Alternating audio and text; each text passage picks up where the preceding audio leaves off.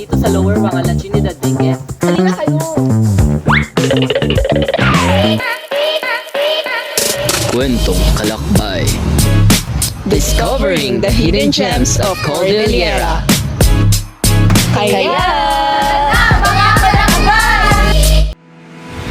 Sa mga naghahanap ng tahimik at stress reliever na lugar na may kasamang physical activities, ay perfect ka dito. Lalong-lalo na sa mga nature lover dyan at gustong mag-unwind.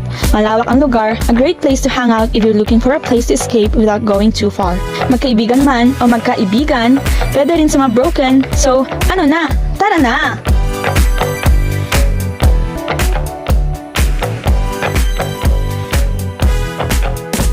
Dito sa KM5 La Trinidad, harap ng Old Market ang sakayan, papuntang Abong ng Romy. Every 1 hour ang biyahe, so time check, 10 o'clock na kami nakasakay.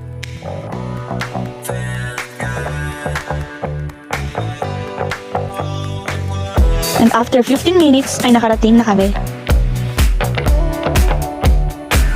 Hello po, welcome to Abong ng Romy. 70 pesos ang entrance fee dito at 50 naman sa mga student kapag may ID. Open sila sa 8 a.m. to 6 p.m.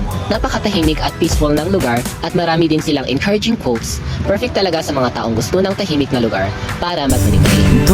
At ano piliin yan? Pipiliin ko pa rin siya. Wala ka magawa sa buhay kapag ang taong gusto mo, hindi ikaw ang gusto.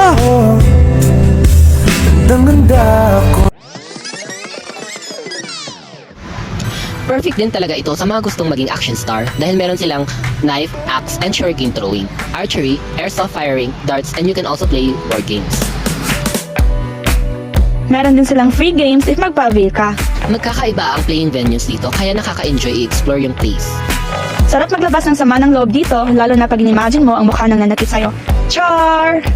May camping site naman sila here at meron din silang short and long trail. Perfect sa mga first time. Perfect din ito to hold wedding ceremony at prenup shoot. Kaya ano pang hinihintay mo? Tara na, mga kalakbay!